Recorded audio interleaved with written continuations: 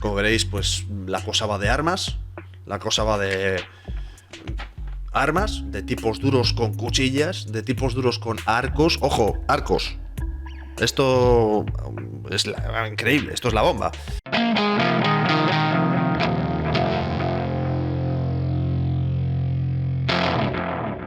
Hola a todos, ¿qué tal estáis? Bienvenidos a una nueva entrega de cómics, mentiras y cintas de vídeo. Hoy vamos a seguir con esta serie que nos obliga de una manera casi masoquista a viajar en el tiempo. Vamos a viajar concretamente a principios de los años 90, ya sabéis, esa época de colores fluorescentes.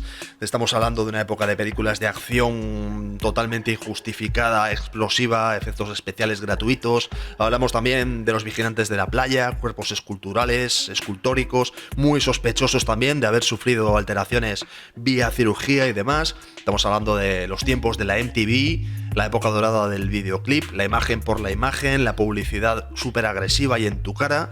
Y en esa época, hablando concretamente del año 1992, es cuando aparece el sello Image Comics, la gran I que estáis viendo en pantalla, y supone, como ya hemos visto en otros vídeos de la serie, pues una gran explosión editorial. Aparece una serie de colecciones nuevas en las librerías, kioscos, tiendas, etcétera, que hacen que una nueva generación de adolescentes de repente descubra que todos los cómics de superhéroes que había estado publicando Marvel, sobre todo, y DC en menor medida, pues que estaban anticuados, que lo que ahora primaba era la acción, el color, los personajes musculosos y muy testosterónicos, la adrenalina, las páginas muy grandes, aquello de viñetas pequeñas con mucho texto, historias muy sesudas y complicadas con tramas secundarias y demás.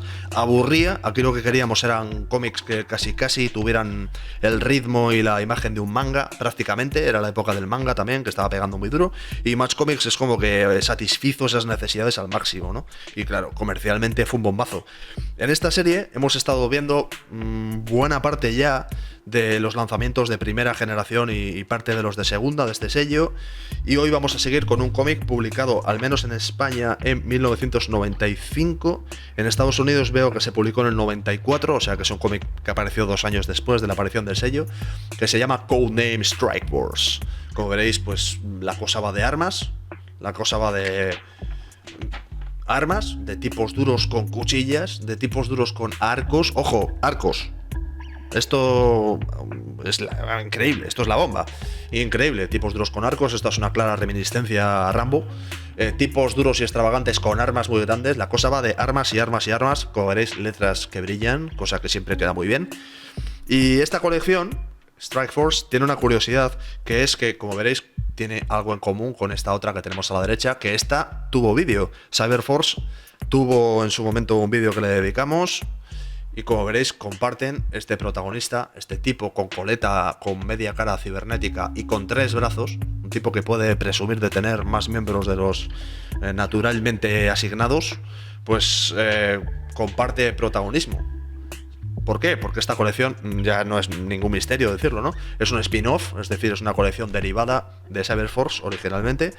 Así que este personaje, el de los 3 brazos que aparece por ahí, aparece como parte de esta historia, que no es un personaje principal, de hecho es el personaje así más carismático y más socarrón y como con más personalidad de esta colección de Cyberforce, pero no es el líder exactamente del grupo. Es como el... ¿cómo decirlo? Es un poco como Lobezno en la Patrulla X, o este tipo de personajes que se llevan el show, que se llevan el foco, consiguen ser los protagonistas, pero no son exactamente los líderes, ni son exactamente los que llevan la batuta, ¿no? Sino simplemente son los personajes más carismáticos. Y en este caso pues decidieron que este tío, a ver, es que mirad de lo que estamos hablando, barba de 3 días, media cara cibernética, cara de no tolero estupideces en mi cara, ese corte de pelo con esa coleta al viento, y luego pues el detalle de poder disparar 3 pistolas al tiempo. Tiene un brazo para recargar y 3 brazos para disparar. Eso, la lógica que tenga, ustedes decidan por sí mismos. Decidieron que este tipo, llamado, ¿cómo se llama el personaje? Al final, con tanto hablar, Striker. Con tanto hablar se me estaba olvidando. Striker, pues que iba a tener su propia colección, y así surgió Codename Strike Force. Que la verdad es que da más que hablar su personaje protagonista y el hecho de que es una colección derivada de Cyberforce que la colección en sí, ya lo veréis. Porque es una colección pues bastante, bueno, bastante subproducto, me atrevo a decir. Digamos que añade elementos que pueden ser divertidos para un lector de Cyberforce. Cyberforce, haciendo un resumen muy muy rápido, es una colección que la cosa va de una mezcla de mutantes, rollo Patrulla X, con un punto de cyborgs, ¿no? Mezclaba rollo ahí de cibernética, casi de serie B, que se llevaba muchísimo ese rollo ahí de tecnología a lo bestia y tal, a finales de los 80 y principios de los 90. Era una tendencia que lo rompía, a la gente le encantaba. Todo lo que tuviera cyborgs y armas enormes, pues gustaba mucho. Y bueno, digamos que decidieron extender ese producto, en este caso, pues creando creando este grupo, Strike Force, que es otro grupo, pues otro paralelo a Cyberforce, pero en este caso liderado por el carismático Striker. Y el cómic en sí, pues es otra sobredosis de acción socarrona. En este caso sí que tiene un punto más de humor, porque al fin y al cabo está protagonizada por pues imaginaos, pues un Bruce Willis, un Nick Slaughter, los que os acordáis de él. Nick Slaughter era Slaughter, el protagonista de Tropical Heat. Espero, voy a poner una imagen de él para que os acordéis. Pues es un poco ese tipo duro de los años 90, que casi también podría ser Miami Vice, ¿no? Que eso ya sé que son los 80, pero bueno, va un poco por ahí. Es esa mezcla de humor y acción con personajes muy confiados en sí mismos y muy molones, que en esta época gustaba un montón. Esta época gustaba, así como los 80, gustaban los personajes muy psicopáticos, con mucha capacidad para matar. En esta época lo que se pedía era que el personaje no solamente fuese capaz de aparecer con pistolas, masacrar a los malos y hacer justicia, sino encima que fuese capaz de decir un par de frases sarcásticas por el camino y, a ser posible, llevarse a la chica. Este era un poco el prototipo. Y luego, pues generalmente solían ser personajes que iban un poco de perdedores por la vida y demás. Striker. A destacar un poco del equipo creativo, nos encontramos argumento y guión de Marc Silvestri, que es el dibujante y creador de Cyberforce, que como veréis pues es también el que hace el plot y lápiz de la colección Cyberforce. Y en este caso aquí solamente se encarga de escribir la historia. Imagino que cuando pone argumento y guión también hará el plot. Es decir, que hará también lo que es el esquema de bocetos de las páginas. Y al que le toca, digamos que al, entre comillas, random, al dibujante que le toca hacer el trabajo que no tiene tiempo o no quiere hacer el jefe, pues es Brandon Peterson, que en esta época era un dibujante que tenía bastante cartel, porque venía de haber trabajado en X-Men, cuando el propio Marc Silvestri, Jim Lee y Rob Liefeld y demás se marcharon de Marvel.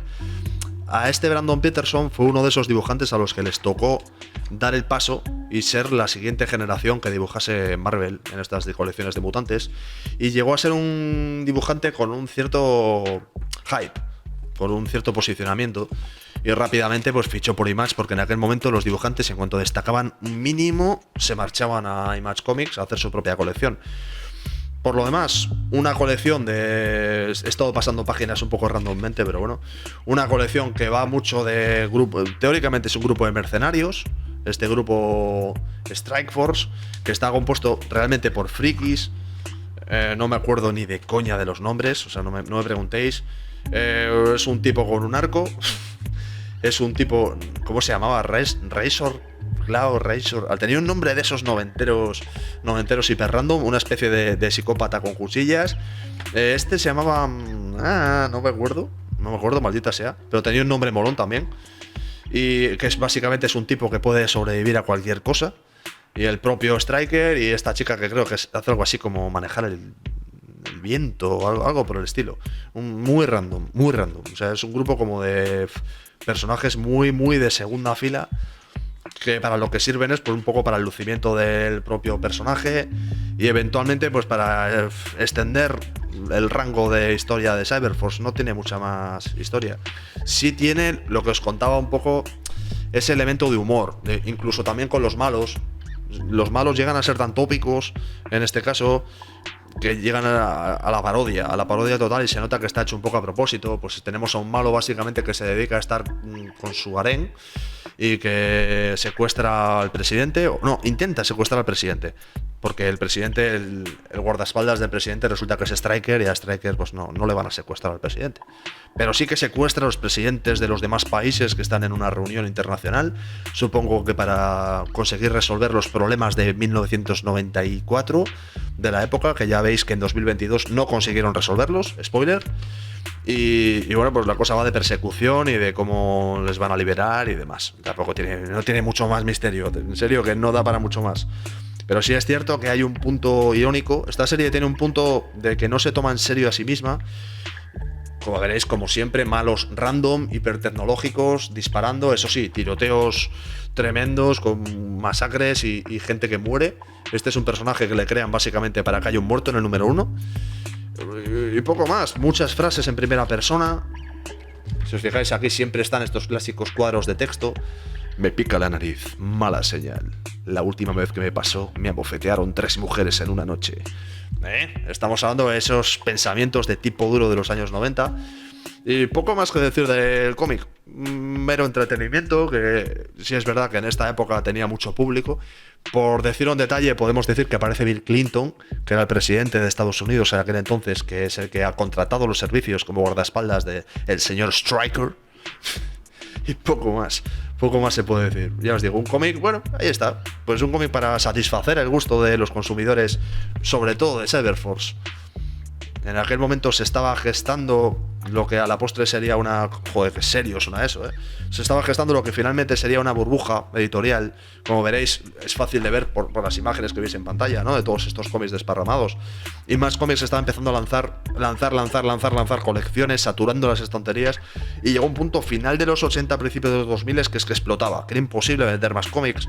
Y aquello, pues, desembocó en una crisis bastante potente, bastante aguda, de la cual hablaremos en otro vídeo, porque no es este. Este vídeo va de Strikeforce y no hay mucho más de lo que hablar. Teñidos de rubio, dejaos el pelo largo, poneos una coleta, haceos cyborgs, compraos un arma enorme y salid a por el éxito que os está esperando, amigos. Os está esperando en las calles. Chavales, espero que os haya gustado. Si os ha gustado, si no os ha gustado, si se os ocurre cualquier cosa que comentar, incluso peticiones de algún cómic para ver en un futuro, lo que sea, ponedmelo en comentarios y continuamos con más vídeos y más viajes a los años 90 que puedan sobrecargarnos de acción. Un abrazo, amigos.